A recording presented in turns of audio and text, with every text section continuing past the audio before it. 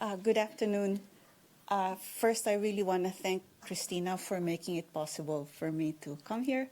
I told her my budget had run out because I'm going to the ICAT one in Baguio, but she was able to find a way, and I met her halfway. Thank you. I would not have been able to come, as well as all the other responsibilities that I now have. I also want to say, because I might not be able to say this later on, after having listened to Tetsu, right, I feel that I really need to speak about the work of a young archaeologist, Celine Kerfant, who has done so much work on banana. And I think that, she would have loved to have been here, but there's so much that she's done on banana. I was introduced to her by another young archaeologist, Ana Pineda, and I collaborate with her, but she's working a lot on Lanyo. And because of our discussion, I think she's somewhere in Micronesia now. She's something else, yeah. When you're young, right? So she's able to do all kinds of stuff. And she's a postdoc right now in Tarragona and Barcelona. Anyway, so I have a simple slide here. This work is somewhat new, so it's exploratory. It's a different turn in my work, so please bear with me if it's a lot of ideas as well. But it's newish to me, right? But perhaps not to others. So first, I'm thinking how to kind of introduce where I come from, right? So I began not thinking about working on textile. I began with a question. I was interested in the relationship between material culture and ethnic identity among indigenous peoples. It's an old question that kind of, I guess, blossomed even before I came to the US, where I did my graduate work. I was a young instructor in the University of the Philippines, Department of Art Studies. My professor was Professor Icasiano, right? And it's one of those conversations in those rooms I was thinking, we read the work, Barton's work on the Kadangyan, Ifugao, and I'm thinking, there's a lot of complexity going on. Clearly, it's not just, what I later learned in my art history courses, that it's not just, quote unquote, one tribe, one style. This is an African art historian who talked about the myth, right, of thinking that one, quote unquote, tribe has just one, quote unquote, tribal style. But I didn't know what I was going to work on until 1992, when I was fortunate enough to be a graduate student fellow at the Smithsonian, specifically to work on the Metcalfe sisters and Edgar Mearns. I wanted to follow non-official, non-government Americans going around the Philippines collecting for their own purposes. It was like the poetics of collecting. So I was interested in I knew what people like, Worcester. We know what people like Worcester would do, right? But this was like people that are kind of collecting on their own. So even though Edgar Mearns, the other person I studied, was actually an army doctor, he was also an ornithologist and would collect birds wherever he would go. And he was collecting also things on his own and sending them off to the Smithsonian. And then, of course, the Metcalfe sisters, who turned out to be really fortuitous for me. So on the middle, there's an image from what I published in 2004 that shows them at the St. Louis World's Fair. I mean, how can you not love these two sisters right here from Worcester, Massachusetts?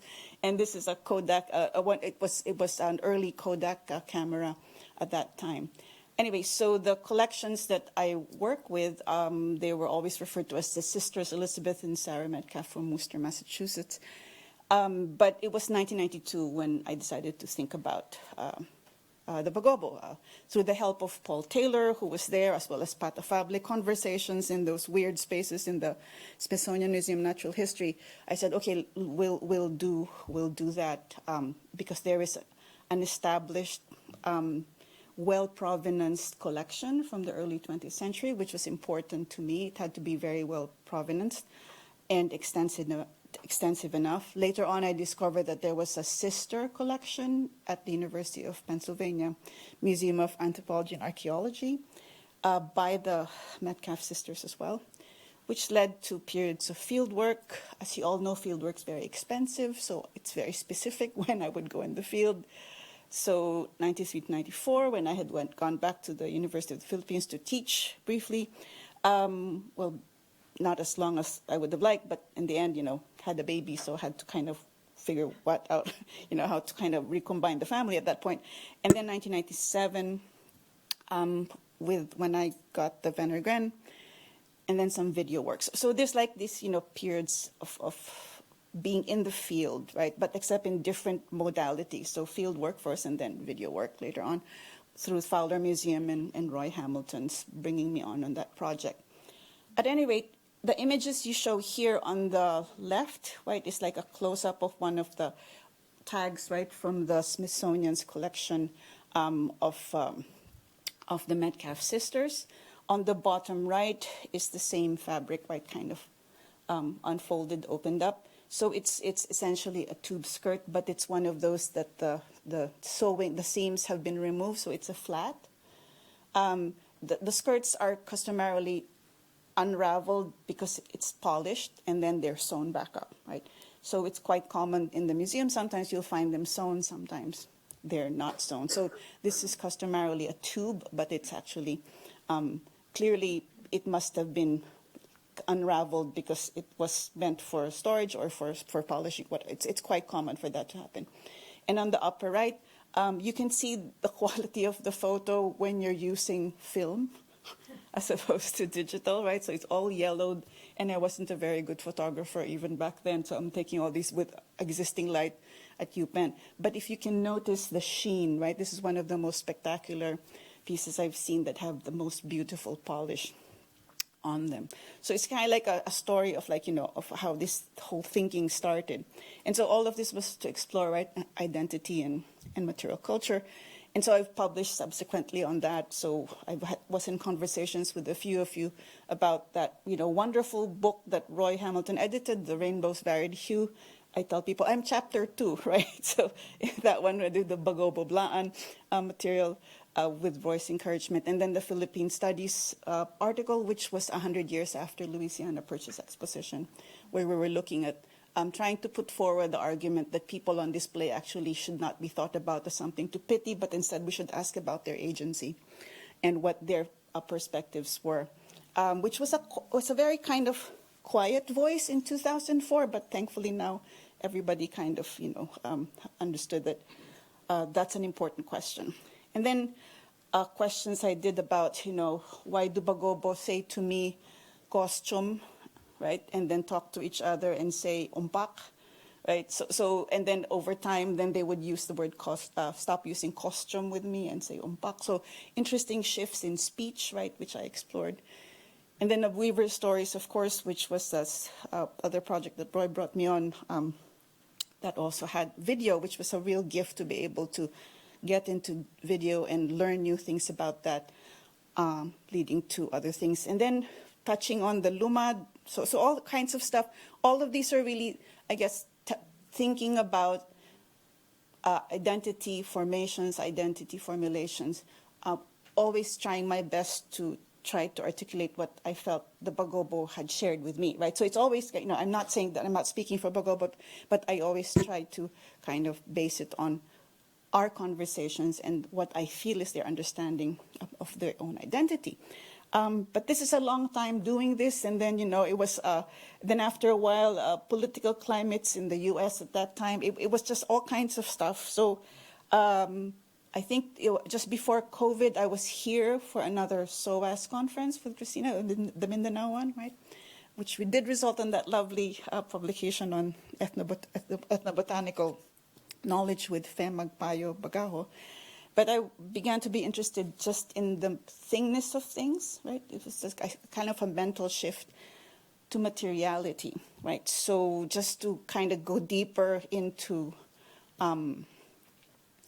what can we learn, or go back, I guess, to what we can learn from having this direct engagement with these really stunning textiles in the museum, of course, and then what I would encounter in the field. So, because I saw in my abstract, I promised a review of lit. I said, okay, let's make sure I cover that, right, before I proceed with what else I'm going to say. So looking back, right, just I would say easily in the last 10 years is this interesting convergence of interest in abaca, right? The fiber as dress, it's like all kinds, it's coming from all kinds of places. And so I thought, what are some of the things that maybe some of you would like to also read on your own if you were interested in various aspects of abaca. So the first important thing that's been published in the last few years is certainly this work by Orlex et al. That establishes that Musa textilis, which is the species for abaca, is endemic to Luzon. So this is really interesting, right? We knew it's already in the Philippines, but we now know it's endemic to Luzon through DNA analysis. So again, interesting new questions arise, so, what kinds of variation, how did it end up in Mindanao? So it brings all kinds of interesting new things, but we now know that textilis, not Balbisiana or not acuminata, right? It's textilis. So that's very important through new DNA analysis. So I work in Mindanao, right? So it's an interesting question as well, at what point, et cetera, et cetera. So all kinds of questions that I'm sure others would be interested in.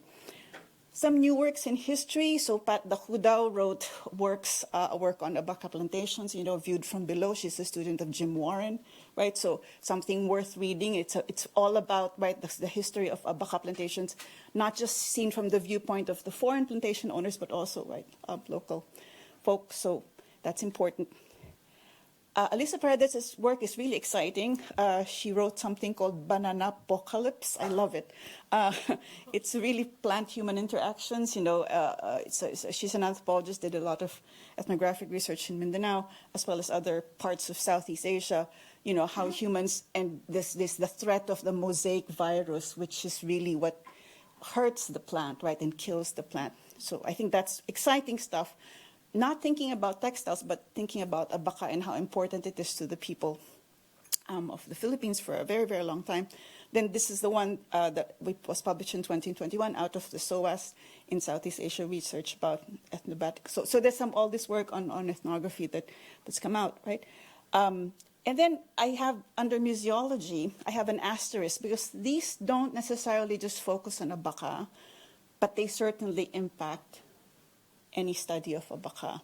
So Republic Act 11333, right, in 2019, implemented in 2021, wherein the National Museum's kind of mission has been clearly distinguished between the National Commission of Culture and the Arts. Very important for our work, anyone who works in museums. I'm sure many know about Dan Hicks's book, right, British Museums, which has shaken museums to the core, right, his radical position about repatriation.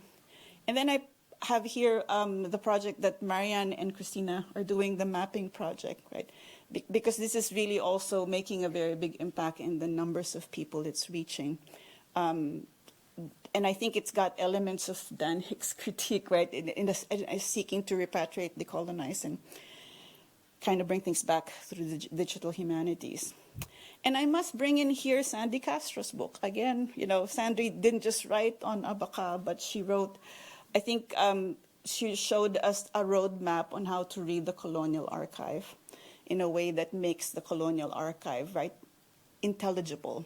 But my favorite part about Sandy's book is that basically you come away from the book knowing that nothing is inevitable, nothing is self-evident. You will continue to be surprised.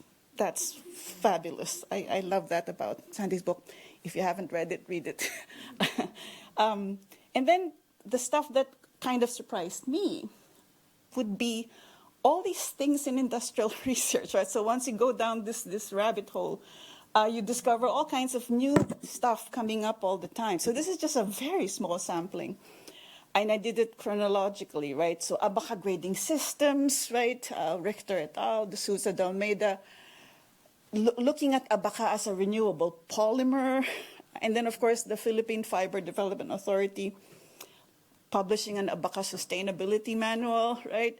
And then Valacek, abaca in biocomposites, and then Jadura and Riaz, abaca as a green composite, right? So we all know, of course, that abaca is used in Japanese security paper, for example, but it's also used for tea bags.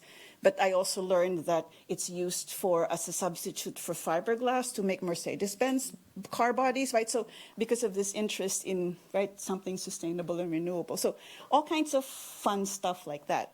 But then I also stumbled on something, this might be new, old for you guys, this was totally new to me, something called banana tex. And when I got into banana tex, I was kind of taken aback, really fascinating stuff. So I will just give you one slide on banana tex because I think it's worth looking into. So it's a company that's based in Innsbruck in Switzerland with, I think, Taiwanese partners. And they basically found a way to create what they feel is a resilient abaca, a banana fiber that goes into machines. So you can see here in the image, right? It's machine made. And the manufacturing, I believe, they don't clarify, but they mention the Philippines a lot, but I think they're also growing Musa textilis in Sri Lanka and India, and I believe Africa. But what they produce essentially, it's a Swiss bag company called Question. All I know is that I wish I would be like Tetsu to have a banana tex. I can't afford the banana tex. They have backpacks and bags, right? But it's a very, very premium product, and I think that they're kind of collaborating.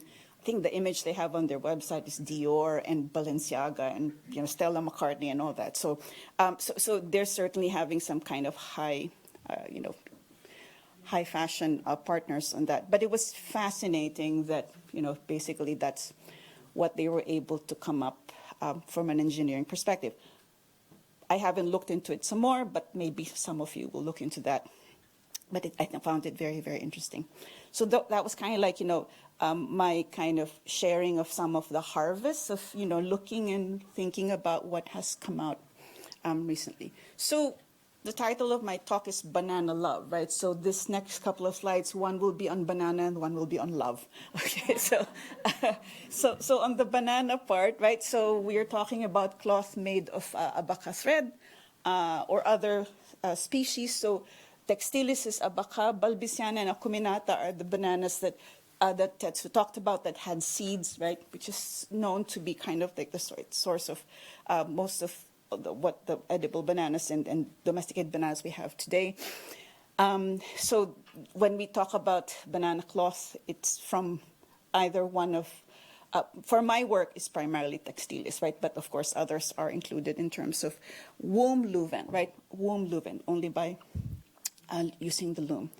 So when I began this study, I had to decide how I'm going to go about and do field work. And the only way to do that is to actually sit down and think, how do you then do site selection, right? How do you even begin? So that's when I sat when I finally found I had some kind of funding. I thought, now I have to go out there. Now, how do I go about doing this? It was important early on to kind of decide that, I have to limit my work to communities that use abaca with ikat or without ikat. So I had to choose ikat, so it had to be ikated. That kind of narrowed and made it a smaller sample. Still problematic because there were like several groups, right? Blaan, Bagobo, Tiboli, Mandaya, Subanan, right? But at least it was a decision. So I did a survey of all of those places. If we look at abaca or Musa textilis without ikat, we know that distribution is very, very wide. I don't think I have to repeat this. Tetsu mentioned a bit of this, right? But, it goes Philippines, of course, but Western Pacific, right? Southern Japan, Sangihe, Talaud in Indonesia. That if you say it's just abaca necessarily without ikat. But if it is, and that's a standard map that you would usually get. This is a Spencer 1951 map. He's an economist looking at the distribution of abaca, commercial abaca production all over the Philippines in the mid-20th century. But if you look at the limited one with the ikat, it would just be essentially Mindanao and the Ryukyus. I want to hear more about the Sangihe, but yes, but as far as I know from the museum records, from the literature, it would be that. But of course, that could change. But if there is a likely other place, if there's in Sangihe, it wouldn't be too surprising, but I haven't seen the material yet. And then, of course, using Mindanao, right? These are the areas that I studied. So I was focusing on the Bagobo, but I did a survey in 1993, 1994, except I wasn't able to get to northern Mindanao, the Subanon. Hopefully somebody will, right, in the future. I think Marianne showed an image of the Subanon with some ikat. So they're certainly part of that whole consideration. So if it's just going to be Mindanao and Ryukyu, you see here that even though abaca and ikat are my narrowing choices, narrowing parameters, you can see stylistically how different, right, they look. Right? So the Mindanao ikat looks like that, whereas the this is from Yaeyama Island, looks like that. Love. Okay, so love. I approached it from the perspective of Albert Gell's methodological Philistinism, right? Albert Gell argued that anthropologists were good at analyzing anthropology because they were not believers, they were atheists. And he said, but anthropologists failed at analyzing art because they tend to believe too much in art. So he said, to be methodologically Philistine is the approach. So I say, okay, I'll do that. That's my, so object agency, I'm not going to go down this pathway of dreams and whatever and whatever. So I was very much into this, and this is what drove my work. But then Renato Rosaldo argues, right, in his book Culture and Truth, that the best way forward is really through subjectivity in the social sciences, the truest way forward, because you, the researcher, kind of make use of your own filters and your own emotions, and which is certainly panned out in terms of self-reflexive anthropology. And so now looking back after how many, 20 years doing this, right, I look back at speech outlines from my field experiences, looking back at my notes, reflecting, looking back, people are dying, so you kind of go back and remember them. And indeed, to go back to my speech outlines, they were basically all this talk of textiles amongst, not just the Bagobo, also the Blaan, also the Mandaya, right? Whoever who would be kind enough to sit down and talk to me, interact with me, would talk about why they have still this rare artifacts in their own possession, because it is quite rare for families to hang on to them. It's because they were gifts of love, right, from the mothers, or because they know that I like to dance sayo or ituran, to tell stories, or kasudoran knowledge, and therefore they would be the ones that their grandparents would give stuff to. So it was all about that, this notion of Bagobo dress. Also, it seemed that there was something about embodied physical acts of expressing emotion when it came to acting or not acting, weaving or not weaving. I don't think I have time to go into the example of Elena, but for Salinta, she became one of the national artists, right, in the Philippines. And at some point, the National Commission of Culture and the Arts, which is the agency that manages her funding, asked her to create sample sizes of her cloth.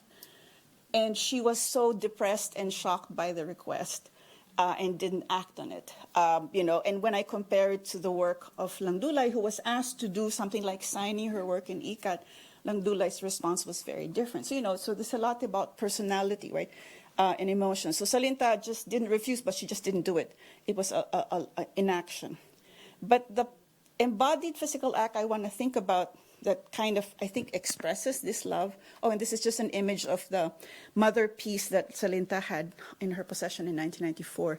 Sometimes it's misrepresented as her work. It's actually her mother's, the last work of her mother's. It's a mother piece. It's an unfinished cloth. Of course, it's the center panel that she was able to hang on to despite all of her economic hardships. So here is what I'm going to outline as quickly as I can. So unlike Tiboli and Mandaya, for example, who you would find garment rolls or cloth rolls sold in the market, Bagobo hardly ever let go of a cloth that is not finished. So a finished cloth is tailored into clothes, polished and embellished. So on the left, you have Salinta's mother piece. In the middle, you have a Yale University 3-panel, right, with the mother piece in the middle. It's another one of these flats, right? So it normally would be worn as a tube, but it's been The seams have been removed, so it could be flattened and polished. And on the extreme right, that same cloth I showed you from UPenn. So a cloth is inabal, Marian's right, it's a verb, right? It's something that was woven, right, nabal. And then now it's a sunod. So it's from a cloth, a woven cloth, now it's a skirt, right? So bagobo only let go of something when it's a garment, not a cloth, right? It's a garment. And the blaan are the same way, right? And I have theories about that. I kind of wrote about that years ago, but that's for another time. And I believe that part of this transformation from inabal to sonod is the polishing. So here on the extreme left, it's this is among the Jangan Bagobo. That's the late weaver Akan demonstrating, because it was already a polished cloth. It was demonstrating for me how they polish or size the glass, right, using a shell or a glass insulator and beeswax on a tension jig on the top of the house, right? And it's really a very forceful process. So it's kind of like they're dry cleaning, because you don't really wash abaca. You don't. You dry clean it. So basically, this is how they would freshen the garment. So here you have in the middle, right, that narrow kind of, they call this E-wood, right, the worm, it's a 1 centimeter segment in the middle that's under magnification. You can see what happens when it's waxed, right? You have this kind of flattening of that same segment. But I think this really demonstrates to you, right, the effort, the bodily effort as an expression of emotion. And they would do this consistently, oh, my daughter's going to wear this. I'm going to polish this, right? It's going to make this beautiful and all that. So it's also this kind of acts of love, right? And it's a sensory act. I don't think I have enough time to go through everything, so I'm just going to go to one more example, right? So this is the first act of love, polishing, right? It's a real repeatable act of love, I say. The second, this is kind of new to me. I think Nina showed some images because she was the one that told me about this at the MFA. So I went there, and thanks to Nina that I was able to take a look at these. And I'm hoping someone will work on this, because this is not my work, but it's something that I encourage people to do. There is this fabulous collection by Waldo Ross, who just wanted to collect things from all over the world because he believed that design students needed to have this large library, right, of things from all over the world. And it included this Lake Lanao. I just call it textile. I didn't want to call it what they call it. They call it a bedspread. And it could be a bedspread, right? Because this is right after the Philippine-American War. And there were lots of American military officers. Indeed, this was collected from a military officer in Lake Lanao. And you have here the information that came with the piece. Roy Hamilton wrote about it in the Rainbow Book, comparing it to the of Albert Fuchs, which I think we also saw earlier in another presentation, noting that it might look like a Persian carpet design, right? So this is the image is the one on display when I was there in 2019, and that's the size. So it's about 2.3 meters by 2 meters, and it's about the size of a bedspread. And this particular one on display actually was hemmed on the edges. But then I saw the one on storage, and this is one I think that Nina showed the picture of, right? And the one in storage, I studied it closely, is actually made of 3 panels of plain abaca of about, roughly, 65 centimeters wide each, and then sewn. And so you see here, I don't know if this, oh, yeah, there it is. So the seam is here, right? You see one seam, another seam here, and you see here the obverse side I was able to show, right? So it's basically, they made a abaca canvas, a blank abaca canvas on which the colors and the patterns were put in. So what do I make of this? Lake Lanao, Maranao, we've heard so much about Maranao and the bounty of weaving, right, in Maranao. I learned from, I think it was someone Leslie actually cited, Abe Sakili, who was a friend of mine, he's Tausug. He said to me, Cherry, he says, because I was working in abaca, where I come from among the Tausug, we look at abaca as like a low fiber, right? We look down on it, right? So for us, cotton and silk are just, up there, but abaca's like, and when you say dagmay in the Sulu, he says it means it's like crappy, crappy cloth. And so I came to understand as well, right, that abaca outside of the abaca producing grounds, especially among the Muslims, Maguindanao, Maranao, and also great, that abaca is like a low thing. So I guess for us who are, let's say, from Luzon, Tagalog, it's like katsa. You know, you buy katsa. It's this white, unbleached cotton that you buy at the market to make rags with. So katsa is like a, you know, it's ephemeral. So I argue that these fabulous painted Lanao textiles, right, is basically, right, the artists of Lake Lanao with all their textile artistry, having the abundance of cloth, white, unbleached, easily available, look down on upon cloth, right, to make these large canvases, and the freedom to go crazy, right, with this beautiful painted and as well as printed, right, cloths. And this other sample that I'm showing you in storage is also the size of what might be a bedspread. It's possible that the bedspread variety was actually made for the American soldiers. It's quite possible, right? I don't know. Maybe that's for someone to kind of look into in the future. But this other one, also called the bedspread, is not a bedspread because look at the size. It's 2.10 by 8.38 meters. Like, I can't think of a bed that long. So it's more likely a tapestry or wall hanging, which is consistent, right, with the material culture of Western Mindanao, right, to have the ceremonial hangings to basically change the nature of a space, right? It's a dramatic, like, amazing thing. And again, it's got that same dimension of about less than a meter, which would be about the width of a standard everyday abaca. It's kind of wide, actually, but still, it's a wide loom is very hard, right? Using backstrap. But I've seen it among the Blaan, that you would have a loom that's that wide, but they're just plain abaca, which is a low skill, but still, it's quite abundant in the area.